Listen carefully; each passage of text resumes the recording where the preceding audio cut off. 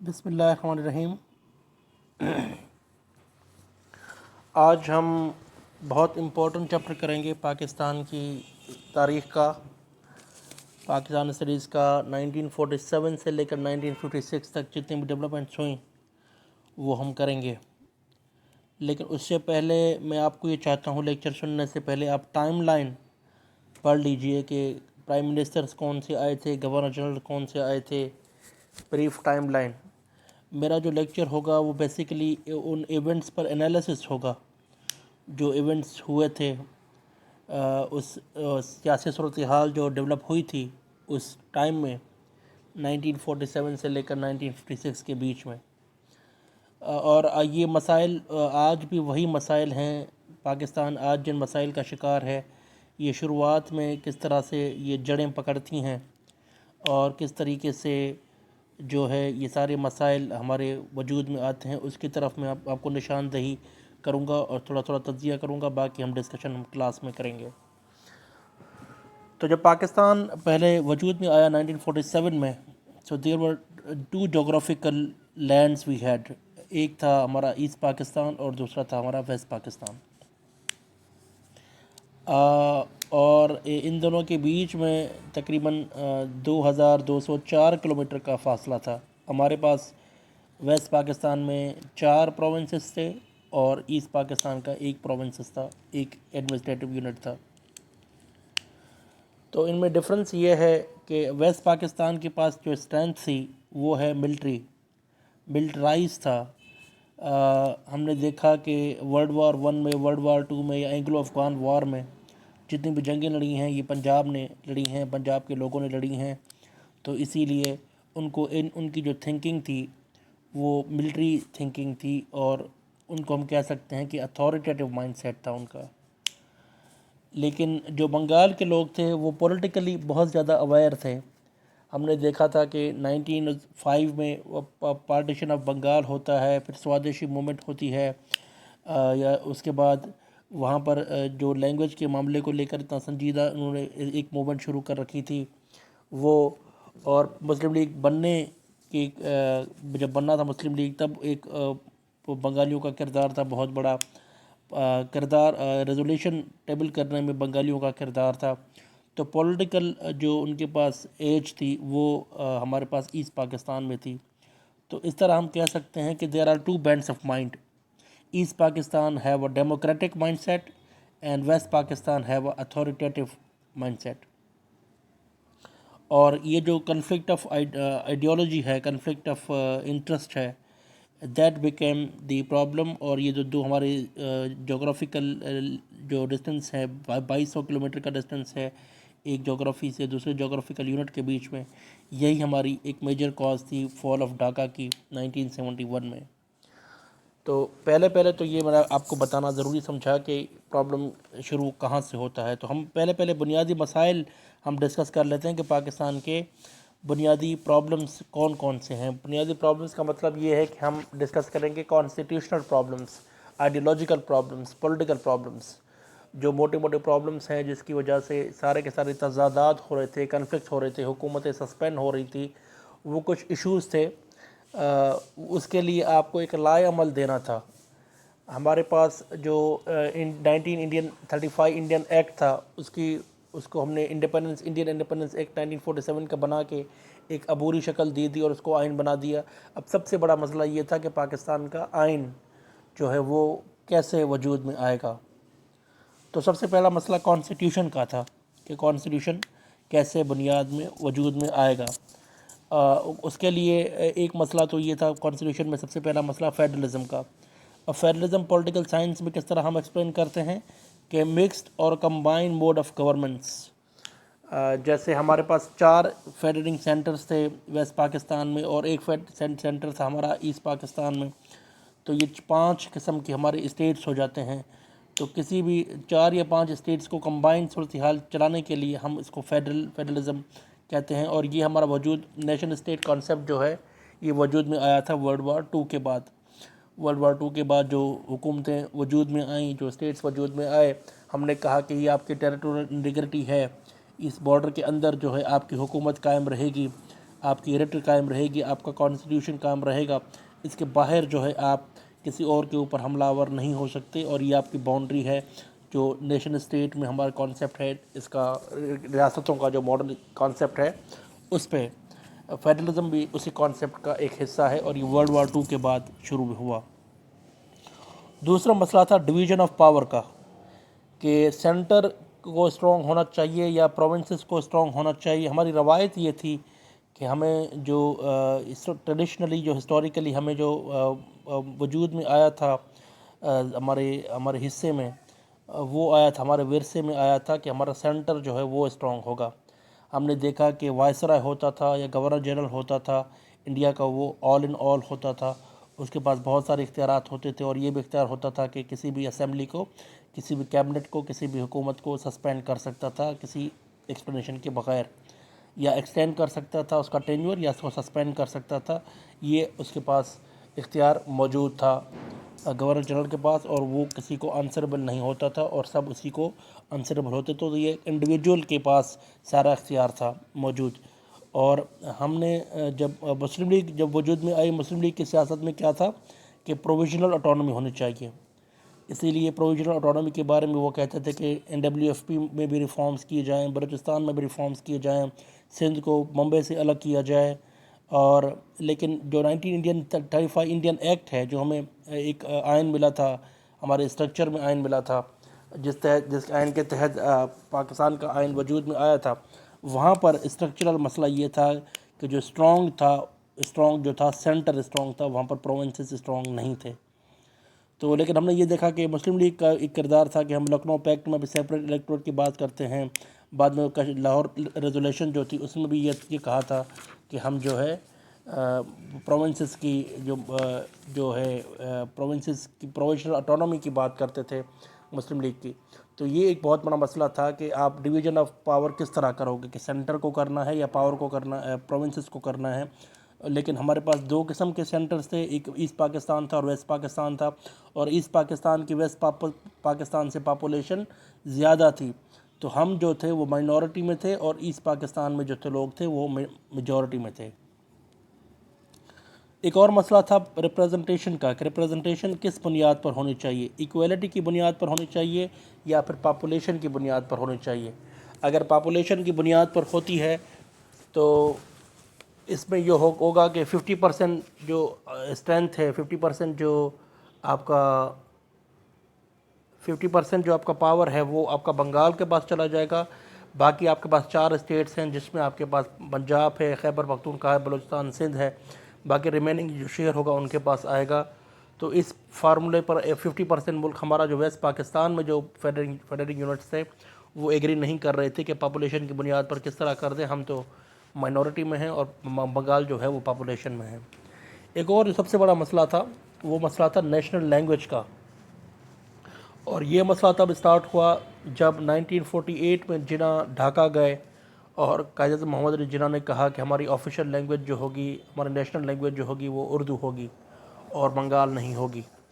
تو اس کے لیے میں آپ کو کچھ ڈیموگرافکس بتانا چاہتا ہوں۔ اس کے نتیجے میں بہت بڑا شدید رد عمل آیا، اور فیبروری 1952 میں ایک موومنٹ اسٹارٹ ہوئی بنگال میں، جو یونائٹڈ نیشن میں انٹرنیشنل مدر ٹنگ ڈے جو سیلیبریٹ کیا جاتا ہے، وہ اسی سلسلے میں بنگالیوں کے موومنٹ کے نتیجے میں یہ سیلیبریٹ کیا جاتا ہے یونائٹڈ نیشن میں۔ تو ہمارے پاس جو ڈیموگرافی ہے وہ پنجابیز جو ہیں وہ 45% اسپیکرز ہیں، سندھی جو ہیں وہ 15% ہیں، پشتو جو ہیں 11% ہیں، اردو جو ہیں آلموسٹ 7% اسپیکرز ہیں۔ تو بنگالی پاپولیشن جو تھی وہ 51% ہماری پاپولیشن تھی، اور ایک ایسی قوم تھی جنہوں نے لٹریچر میں نوبل پیس پرائز جو ٹیگور ہیں انہوں نے لے لیا تھا، تو وہ اپنی لینگویج کے بارے میں کتنی سنجیدہ ہوگی، کتنے سینسٹیو ہوگی، اس کا اندازہ اس سے لگایا جا سکتا ہے کہ لٹریچر میں انہوں نے نوبل پیس پرائز حاصل کیا تھا۔ اور دوسرا مسئلہ جو اردو کا ہے، اردو کا جو دوسرا مسئلہ ہے، اردو جو ہے وہ ایک اربن لینگویج ہے، وہ شہر کی لینگویج ہے، وہ گاؤں کی لینگویج کبھی نہیں بن پائی۔ اردو ہمیشہ دیہاتوں میں نہیں آ سکی بلکہ شہری لینگویج ہے۔ لیکن اردو کی خصوصیت یہ ہے کہ اردو کے ساتھ جتنی بھی کنٹراورسیز ہوئی ہیں، اردو نے ہمیشہ میجورٹی کو اوور شیڈو کیا ہے۔ 1867 میں ہندی اردو کنٹراورسی ہوتی ہے، اس میں اردو کامیاب ہوتی ہے اور ہندی ناکام ہوتی ہے۔ 1952 میں اردو بنگالی کنٹراورسی ہوتی ہے، جس کنٹراورسی کی ہم بات کر رہے ہیں اب، اس میں بھی اردو سروائیو کر جاتی ہے۔ پھر ہم نے آگے چل کے دیکھا کہ 1972 میں سندھی اردو کنٹراورسی ہوتی ہے، اور یہاں پر اردو جو ہے وہ مائنورٹی کی لینگویج ہے، لیکن اس کے باوجود یہ سروائیو کر جاتی ہے، اور میجورٹی لینگویجز جو ہیں وہ کامیاب نہیں ہو پاتی، بلکہ اردو سروائیو کر جاتی ہے۔ ایک اور مسئلہ تھا ہمارا مسئلہ یہ تھا کہ پارلیمنٹری ہمارا فارم آف گورنمنٹ ہونا چاہیے یا پریزیڈنشل فارم آف گورنمنٹ ہونا چاہیے۔ ہمارے جتنے بھی آئین آئے ہیں 1956 کا، 1962 کا، 1973 کا، تو 1956 میں ہمارا جو آتا وہ تھا پارلیمنٹری فارم آف گورنمنٹ۔ 1962 میں ہم نے دیکھا 1962 میں ہم نے دیکھا کہ وہ پریزیڈنشل ہو گیا پھر سے۔ 1973 میں پھر سے ہم نے کہا کہ پارلیمنٹری فارم آف گورنمنٹ ہونا چاہیے۔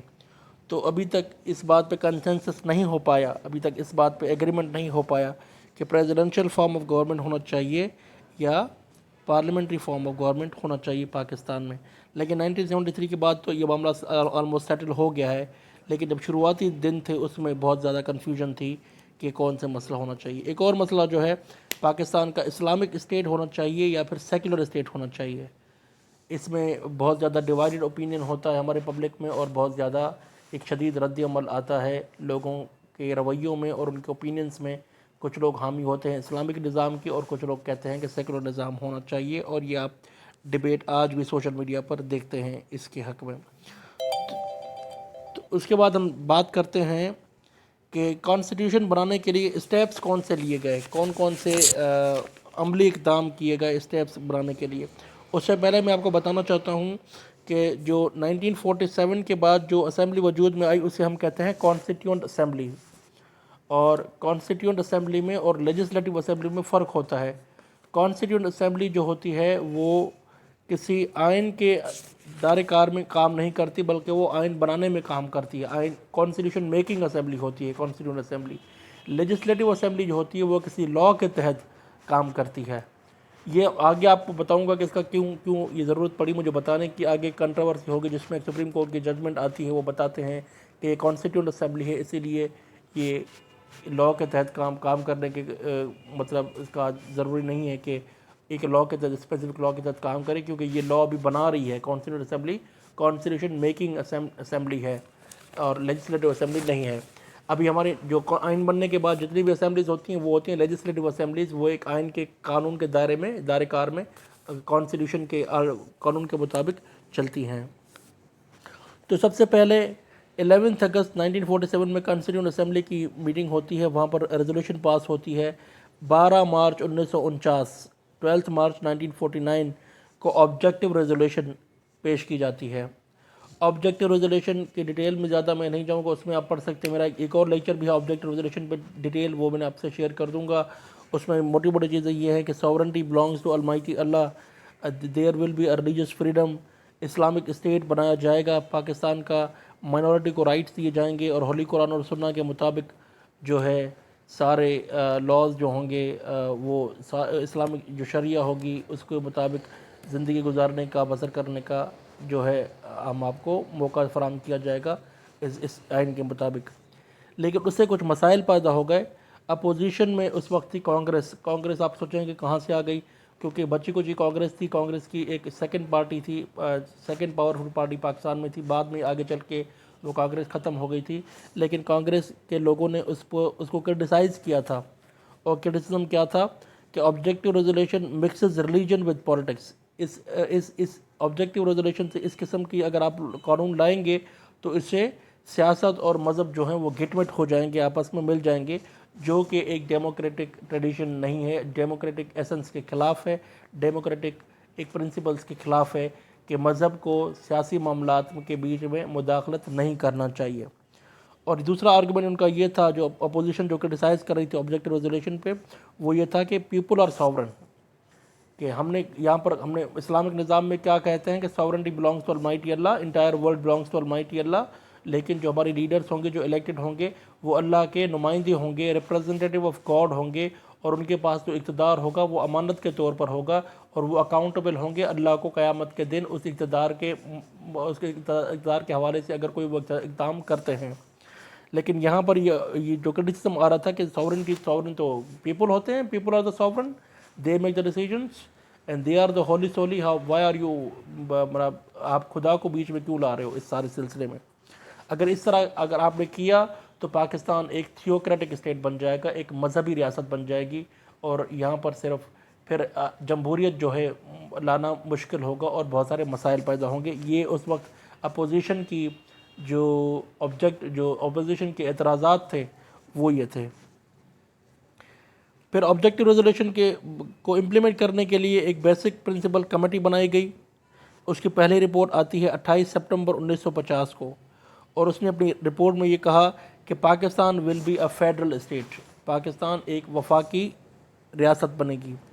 اور بائی کیمرل پارلیمنٹ ہوگا، اپر ہاؤس ہوگا، اور اپر ہاؤس کو کہتے ہیں ہاؤس آف یونٹ، اور لوور ہاؤس ہوگا، لوور ہاؤس کو کہتے ہیں ہاؤس آف پیپل، اور سینٹ میں ایکویلٹی کی بنیاد پر ہوگی ووٹس، اور نیشنل اسمبلی میں پاپولیشن کی بنیاد پر ووٹس ہوں گے۔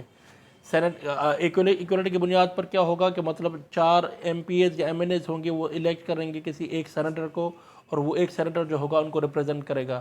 ہمارے پاس ابھی جو 1973 کا کانسٹیٹیوشن ہے اس میں 104 سیٹیں ہیں سینٹ کی، اور اس 104 کو الیکٹ کون کرتا ہے؟ جو 339 یا 340 جو MNAs MPs الیکٹ ہو کر آتے ہیں نیشنل اسمبلی میں، ان کو یہ الیکٹ کرتے ہیں سینٹ کے لوگوں کو ایکویلٹی کی بنیاد پر۔ لیکن جو نیشنل اسمبلی کے جو لوگ ہیں وہ پاپولیشن کی بنیاد پر جو ہے الیکٹ ہو کر آتے ہیں، جو اپنے اپنے حلقوں سے آتے ہیں اور وہ الیکٹ ہو کر آتے ہیں، اور ان کی جو ڈسٹریبیوشن آف پاور ہوتا ہے، ڈسٹریبیوشن آف اتھارٹی ہوتی ہے، وہ آن دا بیسس آف پاپولیشن ہوتی ہے۔ لیکن فرق یہ تھا یہ جو بیسک پرنسپل کمیٹی رپورٹ ہے اس پارلیمنٹ میں اور آج کے پارلیمنٹ میں، کہ اس وقت دونوں ہاؤسز کے ایک جیسے پاور تھے، سینٹ کے اور نیشنل اسمبلی کے۔ لیکن 1973 کے بعد ہمارے پاس جو ابھی آتی ہے نیشنل اسمبلی اور سینٹ ہے، اس میں پاور سیم نہیں ہے بلکہ الگ الگ پاورز ہیں۔ اور ایک اور بات جو تھی اس رپورٹ میں، بیسک پرنسپل رپورٹ میں، نیشنل لینگویج کا کوئی بھی تذکرہ نہیں تھا، کوئی بھی ذکر نہیں تھا نیشنل لینگویج کا، کہ نیشنل لینگویج کون سی بنانی ہے آپ نے۔ اس پر پھر اعتراضات آئے، آبجیکشنز آئے۔ اعتراضات کیا ہے؟ پہلا اعتراض آیا ریلیجس گروپس کی طرف سے۔ ریلیجس گروپس نے کہا کہ آپ نے تو شروع میں کہا تھا کہ آپ اسلامک نظام لائیں گے، اسلامی ریاست بنائیں گے، اور اس میں آپ نے ایسی کوئی بھی بات نہیں کی جس سے اسلام کا، ہمارے اسلامی ریاست بنانے کا کوئی جو مرحلہ ہے وہ ہمارے سامنے کوئی اس کے لیے اقدام کیے جائیں۔ ہم اسے مطلب کنونس نہیں ہوئے آپ کے اس عمل سے۔ دوسرا پارٹیشن جو کیا گیا تھا وہ بنگال کی طرف سے کیا گیا تھا۔ بنگال نے کہا تھا کہ ہم پاپولیشن میں زیادہ ہیں تو ہم پھر آپ کا سینٹ میں جو ہے وہ ایکویلٹی کی بنیاد پر کیوں ہم آپ کو ریپرزنٹیشن دیں، ہم پاپولیشن کی بنیاد پر ہیں تو آپ ہمیں پاپولیشن کی بنیاد پر ٹریٹ کریں۔ اسی لیے لیاقت علی خان نے یہ جو رپورٹ ہے وہ ریجیکٹ کر دی اور یہ پاس نہیں ہوئی۔ سیکنڈ رپورٹ آئی بیسک پرنسپل کمیٹی کی 1952 میں۔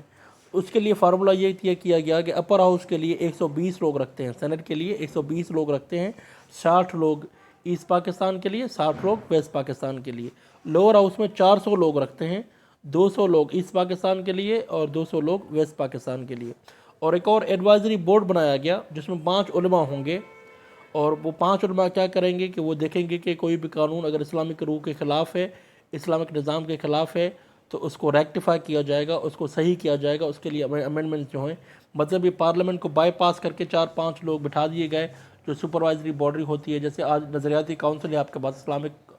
کونسل ہے آپ کے پاس، کوئی بھی لا پاس ہوتا ہے تو اسلامک نظریاتی کونسل کے پاس جاتا ہے اور وہ دیکھتے ہیں کہ یہ ہمارے آئین، ہمارے اسلام کے ساتھ، اسلام کی فلسفی کے ساتھ متصادم تو نہیں ہے، تو وہ اس کو ریکٹیفائی کرتے ہیں اور اس کے لیے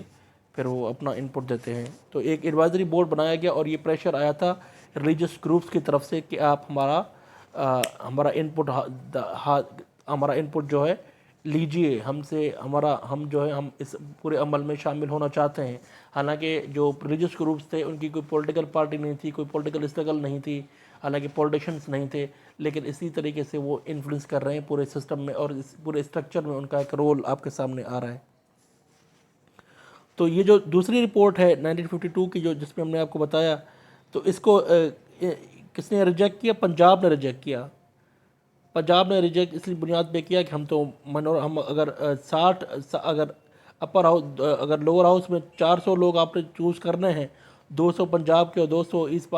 ویسٹ پاکستان کے، تو ہمیں تو دوسرے صوبوں کو بھی دینے پڑیں گے، ہم تو میجورٹی میں ہیں، ہمیں تو پھر کچھ نہیں مل رہا۔ اس لیے پنجاب نے اس کو ریجیکٹ کر دیا اور اس پر کنسنسس نہیں ہو پایا۔ تو جو سیکنڈ پرائم منسٹر ہیں ہمارے خواجہ نظام الدین، یہ پہلے سی ایم تھے ایسٹ پاکستان کے، پھر یہ سیکنڈ پرائم منسٹر بنے خواجہ نظام الدین، اور یہ قائد اعظم محمد علی جناح کے بعد یہ دوسرے گورنر جنرل بھی بنے تھے۔ تو ان کی جو حکومت تھی ان کو ختم کر دیا گیا ملک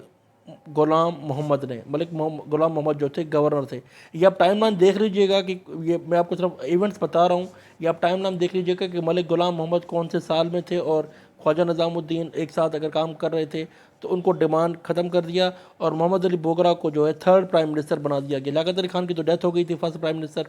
نظام الدین کو ہٹا کے محمد علی بوگرا کو بنا دیا گیا as a third prime minister,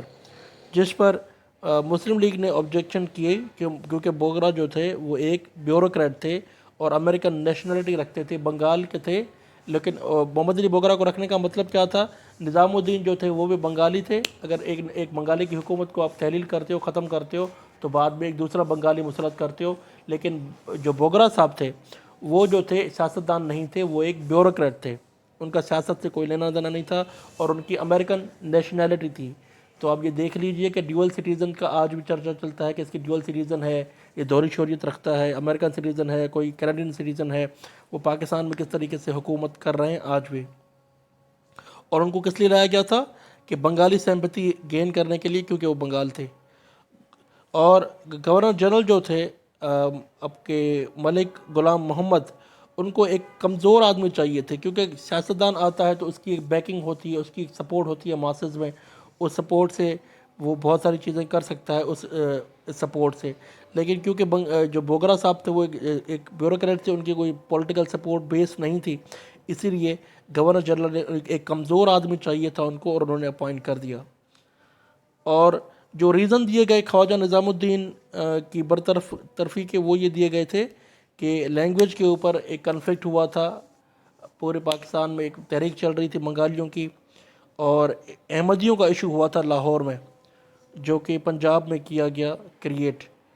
اور ایک فوڈ کرائسس پاکستان میں چل رہا تھا۔ یہ تین بڑے مسئلے چل رہے تھے۔ بعد میں احمدیوں کے مسئلے پر احمدیوں کے بیچ میں کچھ جھڑپیں ہوئیں، کمیونلزم کے مذہبی بنیاد پہ کچھ جھڑپیں ہوئیں۔ بعد میں لاہور ہائی کورٹ کی جو رپورٹ تھی وہ یہ آئی تھی کہ پنجاب گورنمنٹ نے deliberately high lighted this issue, اور یہ جان بوجھ کر کرائے گئے فسادات تاکہ گورنمنٹ کو ڈیسٹیبلائز کیا جائے، اور یہ مذہبی کارڈ کھیلا گیا لاہور ہائی کورٹ کی طرف سے۔ لاہور ہائی کورٹ نے فیصلہ دیا کہ پنجاب کی حکومت یہ کر رہی تھی، خواجہ نظام الدین کی حکومت کو برطرف کرنے کے لیے ایک سیاسی چال چلی گئی، اور یہ ہم نے دیکھا۔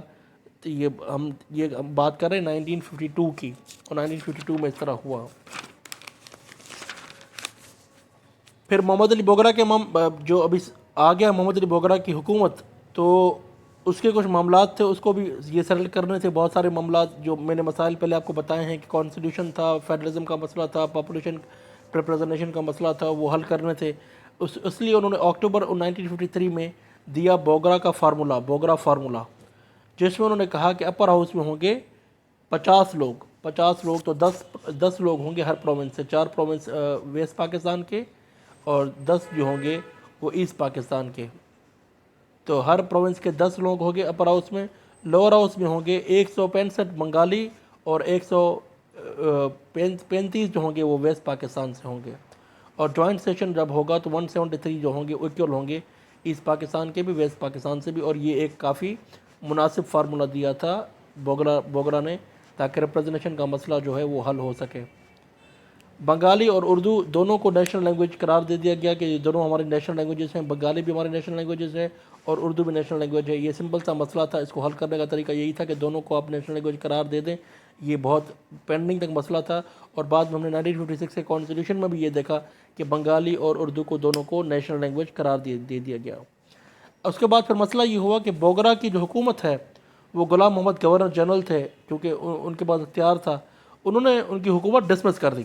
بوگرا کی، حالانکہ بوگرا پرفارم کر رہے تھے۔ اس کا آرٹیکل اس کا ریزن یہ دیا گیا کہ 1935 ایکٹ میں 92A سیکشن ہوتا ہے، 92A سیکشن آف کانسٹیٹیوشن ہوتا ہے، یا بعد میں 1973 کی کانسٹیٹیوشن میں ہم اس کو کہتے ہیں 58(2)B، جس کا آپ نے چرچا سنا ہوگا۔ اس کو وہ ایک اختیار ہوتا ہے گورنر جنرل کے پاس کہ وہ اسمبلیاں ڈیزالو کر سکتا ہے، کوئی بھی کیبنٹ کو ڈیزالو کر سکتا ہے، کسی بھی حکومت کو ختم کر سکتا ہے، تحلیل کر سکتا ہے۔ اور بوگرا جو تھے کوئی امینڈمنٹ لانا چاہتے تھے کہ کسی طریقے سے یہ اختیار جو ہے گورنر جنرل سے لے لیا جائے، یا اس رول کو منیمائز کیا جائے۔ جب غلام محمد کو یہ پتہ چلتا ہے کہ یہ کوئی بوگرا صاحب کر رہے ہیں، تو انہوں نے ان کی حکومت ختم کر دی، اور یہ بہت بڑا مسئلہ ہے۔ نواز شریف کے دور میں بھی یہ ہوا، بے نظیر کے دور میں بھی ہوا۔ 58(2)B کی تلوار جو ہے یہ ہر سیاستدان کے اوپر لٹکتی رہی ہے۔ تو اس سے یہ ہوا کہ جب حکومت چلی گئی تو اکتوبر 1954 میں جب حکومت تحلیل ہو گئی، تو اسپیکر جو تھے اسمبلی کے، نیشنل اسمبلی کے اسپیکر تمیز الدین، وہ چلے گئے کورٹ میں۔ کورٹ میں انہوں نے کہا کہ ہماری ایک حکومت تھی اور اس کو غیر آئینی طریقے سے جو ہے ختم کر دیا گیا ہے۔ تو سپریم کورٹ نے کہا ہے کہ انہوں نے اس بات کی توثیق کی، اور انہوں نے کہا کہ آپ جو ہے بالکل صحیح کہہ رہے ہو، اور کیونکہ یہ کانسٹیٹیوئنٹ اسمبلی ہے، یہ لیجسلیٹو اسمبلی نہیں ہے، تو یہ کسی لاء کے تحت اس کو تحلیل نہیں کیا جا سکتا، کیونکہ یہ ابھی کانسٹیٹیوشن بنا رہی ہے۔ تو سپریم کورٹ نے یہ کہا، لیکن ملک غلام محمد جو ہے وہ فیڈرل کورٹ میں چلے گئے، اور فیڈرل کورٹ جو وفاقی کورٹ ہے، انہوں نے ملک غلام محمد کے موقف کو کہا کہ آپ ٹھیک کہہ رہے ہو، آپ ہی برقرار رہیں گے گورنر جنرل، اور حکومت جو تحلیل کی گئی ہے وہ آئینی طور پر تحلیل ہو چکی ہے۔ تو یہاں پر ایک مسئلہ پیدا ہو گیا کہ یہاں پر آپ نے دیکھا کہ جوڈیشری کو مداخلت کرنے کا موقع مل گیا سیاسی معاملات میں، سیاسی پرابلمس میں، کانسٹیٹیوشن پرابلمس میں۔ اب جب بھی کوئی مسئلہ ہوتا ہے کسی بھی نااہلی کا، پرائم منسٹر کی نااہلی ہو یا صدر کی نااہلی ہو یا کسی کے خلاف کوئی ریفرنس ہو یا کچھ بھی ہو، تو سپریم کورٹ کے چیف جسٹس کے پاس ایک پاور مل جاتا ہے کہ وہ اپنی انٹرپریٹیشن بتائے، کانسٹیٹیوشن کی انٹرپریٹیشن بتائے کہ وہ اس کا کیا خیال ہے۔ اور اسی طریقے سے جوڈیشری جو ہے ایک انسٹرومنٹ کی طریقے سے، ایک پراکسی کے طریقے سے استعمال ہوئی، ایک حکومت کو ڈی اسٹیبلائز کرنے میں اور ایک حکومت کو گھر بھیجنے میں۔ یہاں پر آپ نے رول دیکھ لیا کہ جوڈیشری کا کیا کردار ہے۔ ہم نے پہلے ڈسکس کیا کہ بیوروکریٹس کا کیا رول ہے، بیوروکریٹس کس طرح سے آتے ہیں حکومت میں۔ بوگرا صاحب ایک بیوروکریٹ تھے، وہ حکومت میں آئے، پھر ان کو گورنر جنرل نے اس لیے نکال دیا کہ 58(2)B جو کانسٹیٹیوشن تھا ان کے بعد، آرٹیکل 192 جو ہے، ان کو ڈر تھا کہ وہ نہ چھین لیا جائے۔ اس کے بعد سے پھر وہ جوڈیشری نے اس پر رد عمل دیا کہ جو گورنر جنرل نے جو فیصلہ کیا ہے وہ بالکل ٹھیک کیا ہے۔ تو 10 مئی 1955 پرائم منسٹر آئے چودھری محمد علی، اور گورنر جنرل تھے غلام محمد، جو کہ بعد میں پیرالائز ہو گئے تھے، ان کو فالج کا اٹیک ہوا، اور دیکھا جائے کو ایک کمزور آدمی، ایک فالج شدہ آدمی کس طریقے سے سیاسی انجینئرنگ کر رہا ہے، سیاسی معاملات میں مداخلت کر رہا ہے، اور اس ملک کو کتنا نقصان پہنچا رہا ہے۔ غلام محمد نے یہ سارا کام کیا، اور اس طریقے سے اس کے بعد غلام محمد کے بعد جو بندہ آیا اس کو ہم کہتے ہیں اسکندر مرزا۔ اسکندر مرزا نے غلام محمد کے بعد اقتدار سنبھالا۔ اسکندر مرزا نے آتے ہی جو ہے 1 یونٹ سسٹم اسکیم اناؤنس کر دیا۔ 1 یونٹ سسٹم یہ ہوگا کہ ایسٹ پاکستان پورا کا پورا 1 یونٹ اور ویسٹ پاکستان پورا کا پورا 1 یونٹ۔ 1 یونٹ سسٹم کے خلاف بہت زیادہ تحریکیں چلی ہیں، بہت زیادہ اسٹرگل کی گئی ہے، اور جن لوگوں نے پروٹیسٹ کیا ان کو جیل کیا گیا۔ اس پر آپ ریسرچ بھی کر سکتے ہیں کہ 1 یونٹ سسٹم کیوں غلط تھا، اس کی کیا آرگومنٹس دیتے تھے اسکندر مرزا، اور وہ کس طریقے سے اینٹی ڈیموکریٹک تھا، ریپرزنٹیشن کے خلاف تھا، کیونکہ پنجاب کو فائدہ دینے کے لیے آپ نے سندھ کو، بلوچستان کو، خیبر پختونخوا کو 1 یونٹ سسٹم لگا دیا، اور اس کا پورا فائدہ جو ہے وہ پنجاب کو ہو رہا تھا۔ اور اسی طریقے سے ہمارے پاس آج بھی ایک نیریٹو موجود ہے کہ یہ پورا ملک جو ہے پنجابیوں کا ملک ہے، پنجابی جو ہے دوسروں کو اقتدار شیئر نہیں کرتے، ان کے ساتھ انصاف نہیں کرتے، اور یہ سارے اقتدار کے بھوکے ہوتے ہیں، اقتدار کے ساتھ چلتے ہیں۔ تو پنجاب کے خلاف ایک فضا گرم ہوئی، ایک فضا شروع ہوئی پاکستان میں 1 یونٹ سسٹم کے بعد، اور 1 یونٹ سسٹم 1955 سے لے کر 1970 تک چلا۔ اور پہلا کانسٹیٹیوشن جو دیا چودھری محمد علی نے 1956 کا پہلا کانسٹیٹیوشن دے دیا، اور وہ پہلا کانسٹیٹیوشن بن گیا۔ کہتے یہ ہیں، رائٹر سے کہتے ہیں کہ یہ پورا کا پورا کانسٹیٹیوشن جو ہے لا منسٹری کے بیوروکریٹس نے بنایا تھا، اور اس میں سویلین لیڈرشپ کا، پولیٹیکل لیڈرشپ کا، یا جو آپ کے سویلین الیکٹڈ لیڈرشپ ہے، جو پارلیمنٹیرینز ہیں، ان کا کوئی بھی رول نہیں تھا۔ تو پہلا کانسٹیٹیوشن دیا ملک غلام محمد اور اسکندر مرزا جو ہیں، اس سارے معاملات کے سارے جو جڑ ہیں، فسادات کی جڑ جو ہیں، یہ دو لوگ تھے، ملک غلام محمد اور اسکندر مرزا۔ اور یہ جو ہم کہتے ہیں کہ سیاستدان نے بہت خراب کیا ہے ملک کا، اور وہ کسی کام کے نہیں ہیں، وہ پرفارم نہیں کرتے، تو آپ نے دیکھا کہ کس طریقے سے ان کو ٹریپ کیا جاتا تھا، اور کس طریقے سے پاور سے ان کو دور رکھا جاتا تھا، اور کس طریقے سے ان کو نکالا گیا شروعاتی سالوں میں، شروعاتی کے دنوں میں۔ اور یہ بلیم آتا ہے سیاستدانوں کے اوپر کہ وہ آئین نہیں دے سکے، وہ اپنا صحیح طریقے سے ڈیلیور نہیں کر سکے، اسی لیے جو ہے 1950 اسکندر مرزا جو ہے وہ آ جاتے ہیں۔ تو 1947 سے لے کر 1952 تک 9 پروویژنل گورنمنٹس ابولش ہوئیں، ڈیزالو کی گئیں، 9 صوبائی اسمبلیز، اور فیڈرل کیبنٹس جو ہیں وہ 6 اسمبلی فیڈرل کیبنٹس جو ہیں، کابینہ کی جو ہماری ہیں منسٹریز ہیں، 6 وفاقی کابینہ جو ہے ان کو ڈیزالو کیا گیا۔ اور اس کا نتیجہ، اس کا سب سے زیادہ الزام جو جاتا ہے، سب سے زیادہ رسپانسبل جو ہے وہ ہوتی ہے مسلم لیگ۔ مسلم لیگ رسپانسبل ہوتی ہے، اس کی وجہ یہ ہے کہ الیکشنز نہیں کرائے گئے۔ ہمارے الیکشنز جو ہوئے تھے 1946 میں الیکشنز ہوئے تھے، اور وہ الیکشنز جو ہوئے تھے اس بنیاد پر ہوئے تھے کہ ہمیں ایک نیا ملک چاہیے، پاکستان کا مطلب کیا، لا الہ الا اللہ کے نعرے پر وہ ملک بنا، سب بن گئے۔ اور ہم جانتے تھے کہ جتنے بھی پرانے زمانے میں جو الیکشنز لڑتے تھے مسلم لیگ کے زمانے سے ہی، وہ سارے کے سارے فیوڈل لارڈز ہوتے تھے، اور اس وجہ سے جن کے پاس بہت زیادہ زمینیں ہیں، یا چودھری ہیں، یا نواب ہیں، وہ الیکشنز میں آ گئے، اور سیاست میں ان کا ایک کردار ہو گیا۔ اس طریقے سے آپ نے دیکھا کہ کس طریقے سے فیوڈلز جو ہیں وہ اس پورے نظام میں انوالو ہوتے ہیں۔ اور ایک اور جو ٹریڈیشن ڈیولپ ہوئی، جنہوں نے اپوائنٹ کی برٹشرز گورنر، جو انگریز گورنر تھے، ایک پنجاب میں لگایا اور ایک NWFP میں لگایا، جنہوں نے خود لگائے۔ تو اس سے یہ ہوا کہ پرائم منسٹر جو ہے اس کو اوور شیڈڈ ہو گیا گورنر جنرل کے اثر میں، اور زیادہ جو ٹلٹ آف پاور ہے، جو اختیارات ہیں، وہ گورنر جنرل کے پاس زیادہ چلے گئے، اور پرائم منسٹر جو ہے وہ مضبوط نہیں بن سکا۔ اب ہم بات کرتے ہیں ICS کی، انڈین کمیشن سروس۔ جیسے ہمارے پاس CSS ہوتا ہے، یونائٹڈ انڈیا میں انڈین سروس کمیشن ہوتا تھا، ہمارے پاس 1157 آفیسرز تھے جو بیوروکریٹس تھے، 608 جو تھے وہ برٹش کے تھے، 101 مسلمانوں کے تھے، 412 جو ہندو تھے۔ جو پاکستان میں جو بیوروکریٹس آئے تھے وہ آئے تھے 83، اور ان کے پاس کوئی زیادہ تجربہ نہیں تھا، اور کوئی بھی چیف سیکرٹری کے لیول کا بندہ نہیں تھا۔ تو ان کو پروموٹ کیا گیا تھا کہ آپ چیف سیکرٹری کے 19ویں 20ویں گریڈ میں آ جائیں، اور مطلب اسسٹنٹ کمشنر جو ہیں 17 18ویں گریڈ کے، ان کو پروموٹ کر کے چیف سیکرٹری کے عہدے پر لگا لیا گیا۔ اور اس سے یہ ہوا کہ انہوں نے کرپشن کرنا شروع کر دی، اور انہوں نے اختیارات کا غلط اختیار جو ہے، اختیارات کا غلط جو حدود ہیں اپنی، ان کو کراس کر کے انہوں نے پولیٹکس میں انوالومنٹ شروع کر دی، اور انہوں نے انجینئرنگ کرنا شروع کر دی گورنر جنرل کے کہنے پر، یا پھر دوسرے انفلوئنشل پولیٹیشنس کے کہنے پر۔ یہ جو نیکسس ہے بیوروکریسی کا اور پولیٹکس کا، یہ ہم تب سے دیکھ رہے ہیں۔ اور اس طرح سے ہم نے دیکھا کہ جو ریلیجس گروپس ہیں انہوں نے بھی انٹرفیئر کیا پورے نظام میں، اور انہوں نے کس طریقے سے اپنا رول ادا کیا کہ ہم کوئی بھی لیجسلیشن آپ کر لیں، لیکن اس کی ہم نظر ثانی ہم کریں گے۔ وہ واچ ڈاگ جو ہوگا وہ علماء ہوں گے، 4-5 علماء ہوں گے، وہ دیکھیں گے کہ یہ رول جو ہیں اسلام کی روح کے حساب سے صحیح چل رہے ہیں یا نہیں چل رہے۔ ایک اور لاء لایا گیا جس کو ہم کہتے ہیں پروڈا جو ہے اس وقت کا لاء ہے، جس میں ہم نے کہا کہ پبلک ریپریزنٹیو جو ہیں اگر کرپشن کرتے ہیں کہ ان کو پکڑا جانا چاہیے اور ریموو کر دینا چاہیے۔